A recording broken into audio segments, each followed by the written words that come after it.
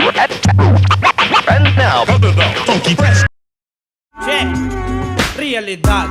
Ito ang buhay sa Pinas. Pag may pera ka, nasa kamay mo ang batas. Maging patas, galong-galong, pawis man ang ilabas. Flip Top, versikulo 3, nandito pa rin sa B-side, Makati. Pangapat na laban ng gabi. Flip Top, magingay para sa parating na laban. Shoutout sa lahat ng sumusuporta live, online. Fuck you sa Pirata. Shoutouts Flip Top staff, shoutouts Supreme Fist. At Flip Top staff, syempre, mahal na mahal ko yun. Grabe yung laban na parating. Sa kanan ko, representing Uprising, magingay para kay Zaito. Sa pag-angat ko ng bandilang iwinawag ay why simbolo ng tagumpay na sa akin ng mga kamay na bigyan ng katuparan pang kalahatang mithiin. Wala ka ng mga problemang dapat pang isipin ng takbo. Binabati ko nga pala siyempre yung mga batang gusto mag-record sa Lagunang walang anuman sa buhay. Andiyan yung tropa natin, Alang Records, hanapin nyo lang doon. Si Romel, si Geraldine, si Joshua Bisares, Leo Danao, Diane Rose, Joel Bisares, saka si Lane Bisares. Salamat sa suporta. Connie Marti, mga tropa, paring Albert, lahat ng mga tropa kayo sa malalayo. Sa kaliwa naman, representing the Greenhouse, Team FE, at syempre, kalahati ng 2x2 champions, magingay para kay Elvis. Wala kang pera, buhay ay nakakabaliw. Di ka makagalaw ng maayos, gustuhin man di makapag-aliw. Si Zaito nanalo ng coin toss, pinili niya mauna si Elvis. Unang 2 minuto kay Elvis. Flip Top, pakinggan natin. B-side game! Yeah! Lahat ng game na itaas ang kanang kamao! Pag ito, nagkwento ulit ng talambuhay niya, lahat ng in-entrance nyo i-refund ni Enigma! Elvis mode!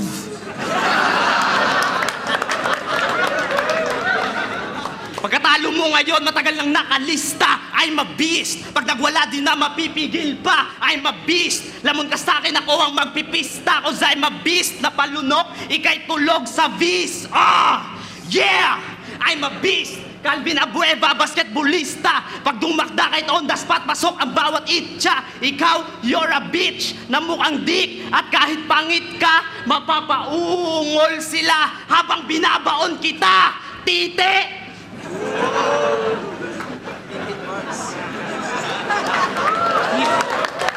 Nag-back pa.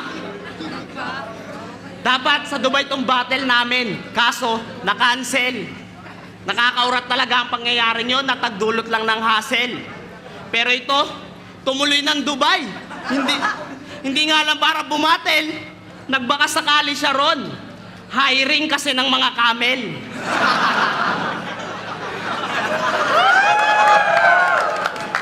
Ang kaso, sa plano, dismayado, nung nasa Dubai na. Ba't kamo, ang sabi ng amo sa kanya, Zaito, overqualified ka. Kaya heto, balik Flip Top at grateful ako sa laban na to, lalo na nung mga panahong ako'y stress. Dahil sa tuwing naisip kita, nare-remind din ako kung gaano ako ka-blessed. Look at yourself. Para bang sa utang ikaw ay baon na baon. Naalala niyo yung sinabi niya kay Sharon? Mas bagay sa kanya yon. You look like a kid with a can of Alaska. In the middle of EDSA, Ma'am Sir Penge Pombarya, pag di binigyan, galit pa. Minsan tala niyan, sampagita. 40 na lang po tatlo nang ako'y makauwi na. Hanggang sa napulot ka ni Enigma. Doon siya nagsimula maging uprising. Ikaw ay pinakain, binihisan, kinupkop at tinustusan. Kaso, yun lang, di ka man lang pinaliguan at tinutbrasan.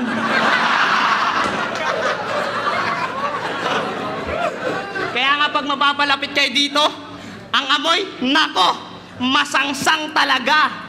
Sa sobrang baho nito, magtakip man ang ilong kahit tingnan nyo lang, maanghang sa mata.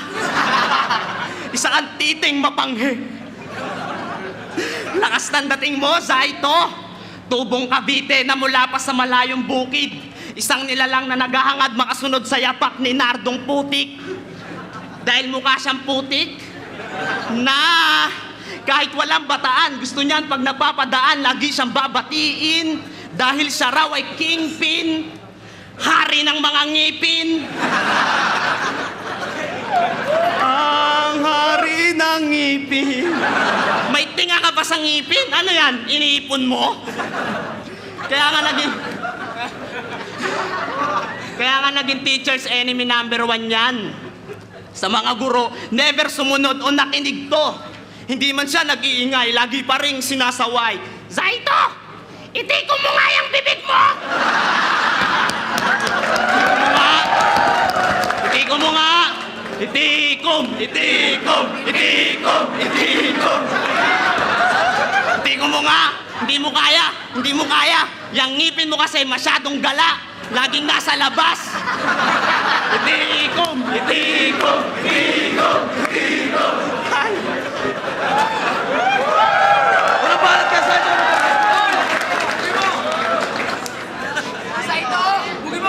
Elvis, saan ka nagpa-practice? Ganda na suot mo ah. Elvis, kamusta?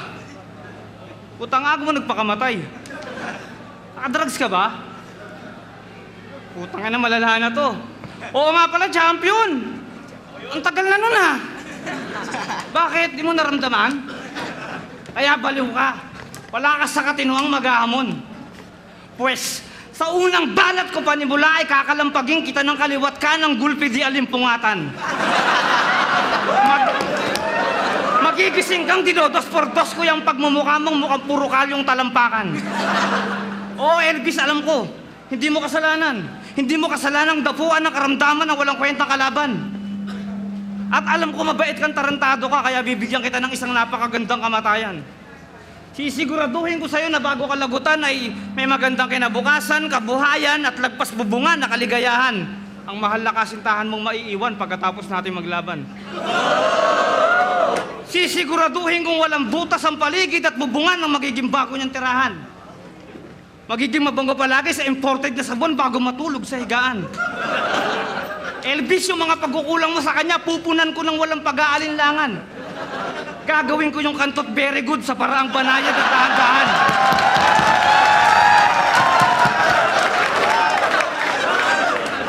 Didilaan ko lahat ng basang butas kung doon siya magiging masaya. Kakagating ko ng marain yung malalambot na labi habang tumitirik yung mata. Promise, Elvis, tulog na, nakangiti pa.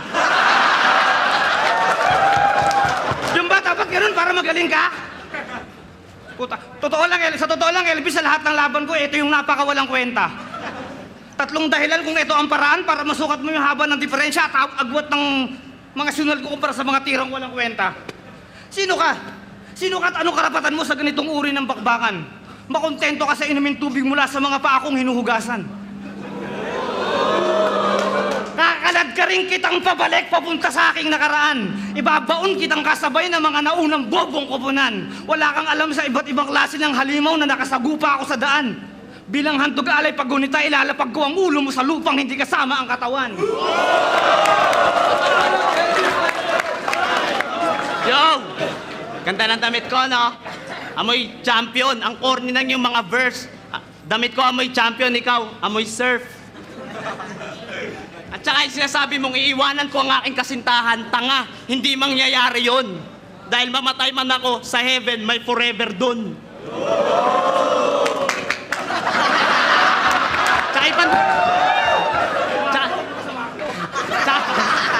Tsaka pandadamay ng girlfriend. Tanga. Tangina mo. Oh, yun. Kung dadamay ka ng girlfriend, sige, dadamay ko rin girlfriend mo. Wala palang girlfriend ko. Kasi yung mga verse mo, ang corny. Hindi mo malalapitan si Yumi dahil sa mga pangit meron siyang force shield. Yo! Si paring Elvis, di ba kasama yun sa time, ha? Si paring Elvis, kada battle, nakaka-excito. Cross out tong negro. Si paring Elvis, nakaka-excito. Sa lahat ng MC, ikaw lang ang karir na patras ang andar. Wala kang marahas na mga bara, mukha niya sadya lang makapal. Di ka makakatakas sa kapalarang nakatakda na mag-angas ka manbar. Wala kang panama kay Balagtas Baltasar na malakas bang asar. Ang pangit mo sa ito. Ang bobo mo sa ito. Ang baho mo sa ito. Sige nga, sabihin mo kung nagkakamali ako, halata namang lahat ng generic jokes applicable sa'yo. Mayahalin tulad ka nga rin sa mga maligno, kaya pag ito ay makikita nyo, dahan-dahan lang ang akbang at magtabi-tabi po. O kung maaari ay, iwasan nyo po siya. Nung last time na may nakasalubong siyang pusang itim, minalas yung pusa.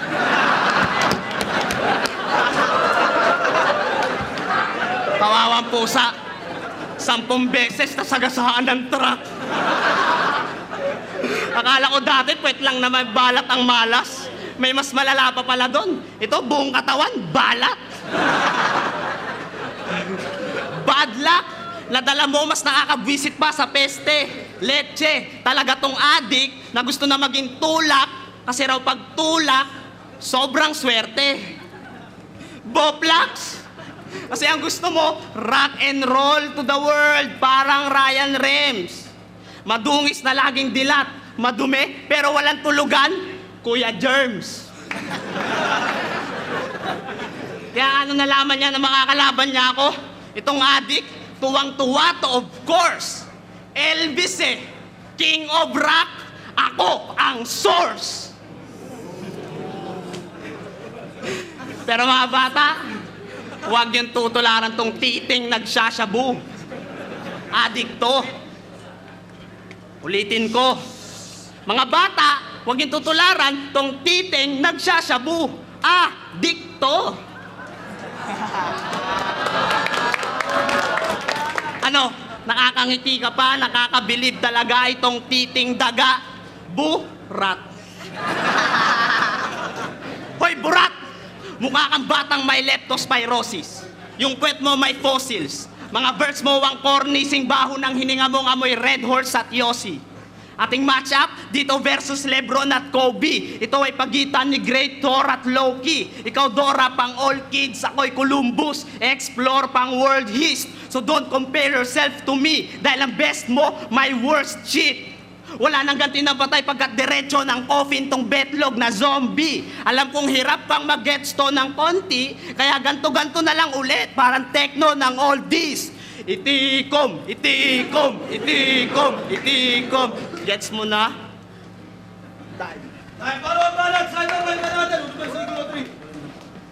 Ang gandang lalaki mo naman, Elvis. Hiyang-hiya naman ako.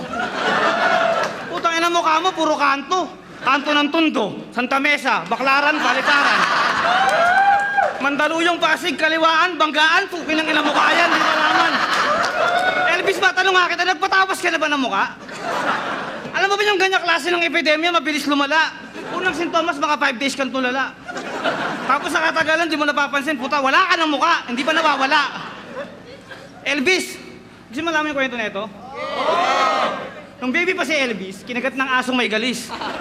Ang ina ni Elvis nagtangis, baka magkaroon daw ng rabies. Sa pagmamahal sa'yo ng labis, nagpatawag ng 10 kilabot na manggagamot sa kapis. Paunang lunas kay Elvis, nilublob siya sa batis, sinampay siya sa atis. Pinagpapalo siya ng martilyo, pinaghampas ng walis. Binuka yung butas ng pet, sinalpakan ng basag na bote ng patis. Tanggal ang rabies, patay na si Elvis. Elvis, patanong nga kita, di ba natupad yung pangarap, tulong ni Ate Pac, natupad yung pangarap mo magkaroon ng job fair sa barangay. Pumirma ng biodata. Civil status, nilagay single. Alam mo nilagay ni Elvis? With tricycle. Putangin mo. Di ba tatlo kayo magkakaibigan? Sino yung dalawa? Sino? Si Tulala, tsaka si Nganga. Tumawag si Tulala. Hello, text ba to? Oh, nga, si Tulala to. Alam mo ba nung isang araw nakatulala ako? Kahapon 5 araw na nga akong tulala eh. Ano bang ikaw ano nagawa mo nga? Ano pa, edi nga? Saan nyo na-discover yung friendship nyo? May expiration ba yun?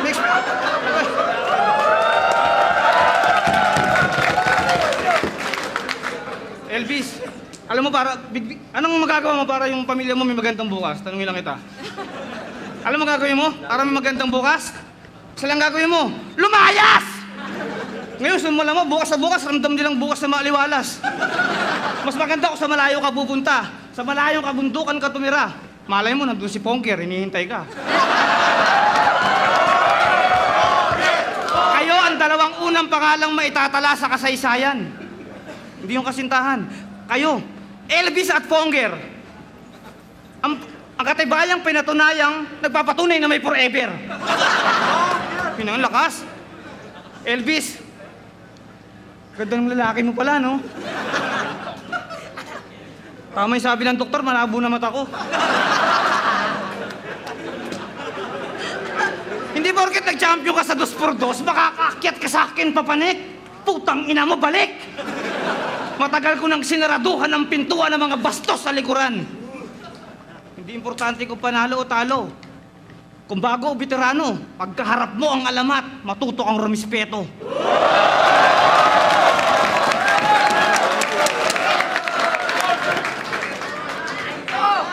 Yo!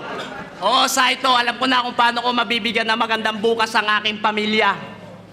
Isa lang nung paraan nun, ilalayo kita sa kanila. At nung kinagat ako ng aso na may rabies, tangina, tandang-tanda ko yun. Pero hindi aso yun. Ikaw yun. At real talk, gwapo talaga ako. At ang pagiging gandang lalaki, meron niyang 18 pamamaraan. Isa dyan ang maging maginoo. Ikaw, Zaito, huwag mo nang asahang mapag-aaralan mo yan. Dahil hindi ka maginoo. Ikaw ay puro noo. Pag nakatutok na yan sa teleseryeng sinusubaybayan, siya ay nanunoo. Tanginasim pagmumukha yan, parang nanunoo, puro noo.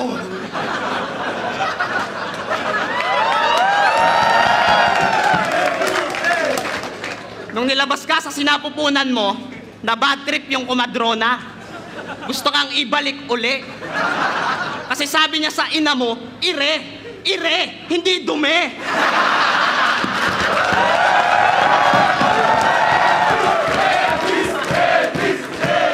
Yan tuloy, inabandona ka. Pero alam mo, Saito, bilib na bilib pa rin ako sa'yo. Sa kabila ng mga hirap na dinanas mo, nagawa mong tumuntong sa entablado na to. Nakapagpapatawa ka, nakapagpapasaya ka, gamit ang tinataglay mo na husay. Isa kang patunay na hindi porket pangit, dapat nang mawala ng pag-asa sa buhay. Nung nag-English ka nga kay Sharon, aminado akong lubos mong napahanga at napawaw. Kundi ko lang nalaman na yung, hoy, tangina, ginugol translate mo pa raw. Anong tingin mo nun? Makata ka na. May naniniwala ba sa inyong makata talaga tong jonget? Ay putek! Makata nga talaga to! Tingnan nyo, mukhang poet. Hoy, poet! Eh di pag tumatay ka, dinudura mo na lang.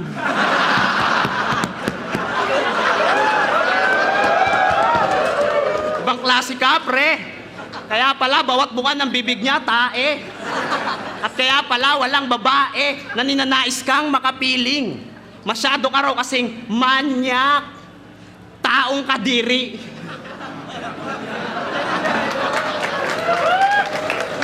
Ngunit ganun pa man, ikaw ay aking kinakaawaan. Alam ko mga problema at pasanin mo, tumpok. Wala kang tunay na pamilya. Wala kang pera. Pangit ka pa. Pag ganyan ang buhay, talagang malungkot. But you know what? When you're sad, you should not say that you're feeling blue, because you're black.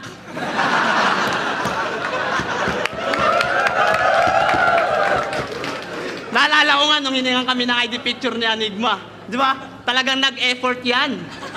Sa litrato, talagang nakakurbata pa to. Kaso, yung picture niya, napagkamalang sinerox lang.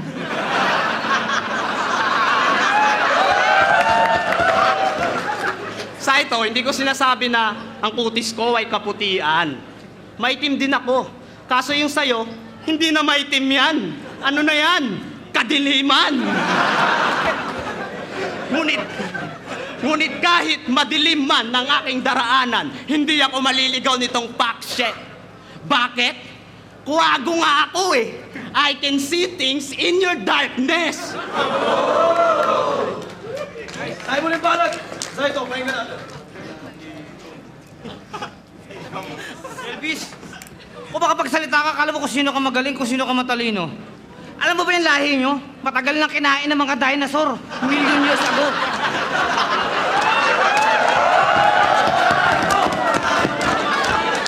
Di ba kayo yung kauna-unahang lahi ng mga taong galing sa kwadradong balakubak? Oh, kwadradong balakubak. O kauna-unahang tao na lumalakad na mukha yung pantapak. Kapag naihiyan, nabasa, tutubuan ng paa, kamay, ulo, tenga. Kapag naihiyan ng baklang puyat, nakalabaw, nagiging tao na. Putang na, swerte pala natin, may natitira pa, oh.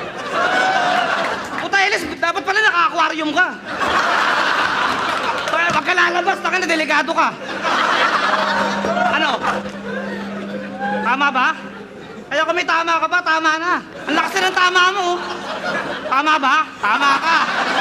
Ako yung malaking pagkakamali ng tama mo. Alam mo kung bakit? Kabaliwan ang pagkaulol mo, dala ng kumakalat na balitang nawawala yung katinuan mo. Iniisip mo baka may sayad ka lang sa utak o baka maluwag lang yung tornilyo mo sa ulo. Lumalabas ka ng bahay na parang loko-loko. Sa pagsasarili, di mo napapansin, kinakausap mo na yung sarili. Kaya humarap ka sa salamin. Humarap ka sa salamin. Sinagot ang sariling tanong ng kaisipan. Tumawa ka ng malakas, simbolo ng wala sa katinuan. Elvis, ako ang salamin. Makikita ang imahe ng sino mang haharap sa akin. No? Kaya kung may tama ka pa, tamang balikan mo ang nakaraan. Baka yung hinahanap mong nawawalang katinuan ng pag-iisip, doon mo masumpungan. Diba? Pero paalala lang kaibigan, hindi lahat ng nakikita ng mga mata ay pwede mong hawakan. Umuusad ang panahon pero babalik tayo sa nakaraan. Doon ay nilagyan ko na ng tuldok ang istorya ng makatang makasaysayan. Elvis, sayang ka.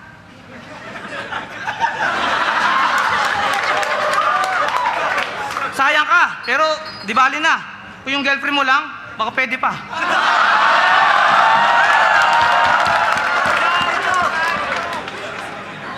Bihira ako tumira ng mga chubby, pero...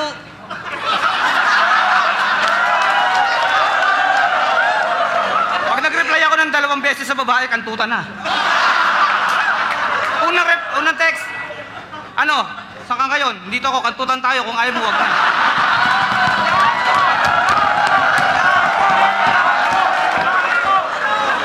Kasunod nun, sorry sa lahat, joke lang, baka naniwala ka. Maraming salamat, peace.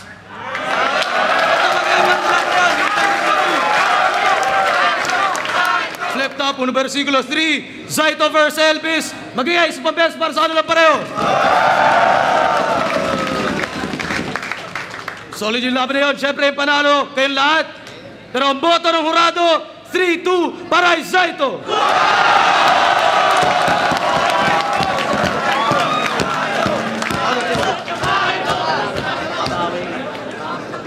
Jason Magsaysay, kay Allen, Rainier Parantar, kay Jingboy, sa trabaho ni Rainier, si Fred Mena, Jay Arreyes, sa utol ko kay Gerald, kay Junar, RJ ng 7 Words Production, kay Tisoy, Noki at baby niya Nathaniel Luis, Team Lopez Haina, kay Don Tonyo Teata, at kay Senior Christian De Paz. Ayun.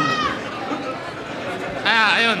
Nag-usap-usap kami, kung pwede, i-draw na lang pero hindi na daw pwede.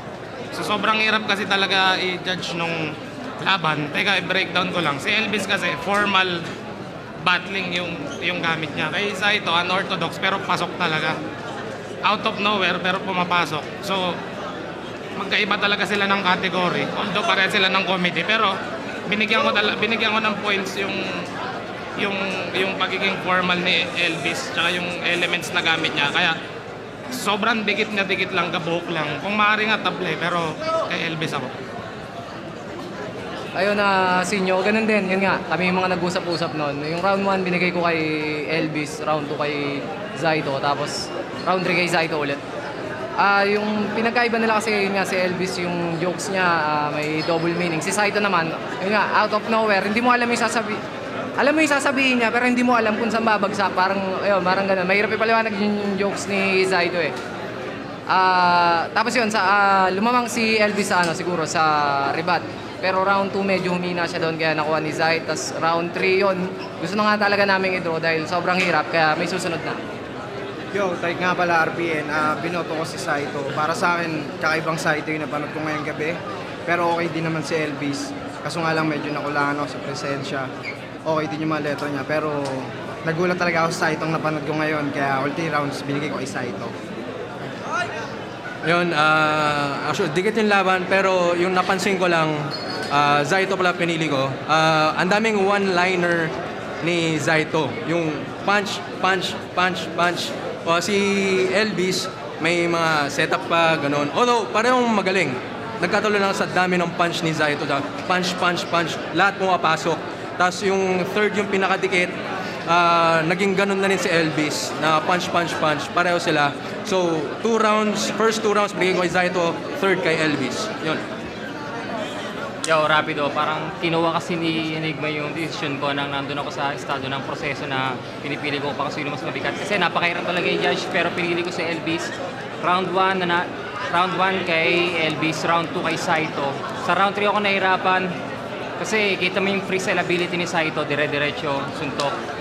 Compared do sa round 3 ni Elvis, set up.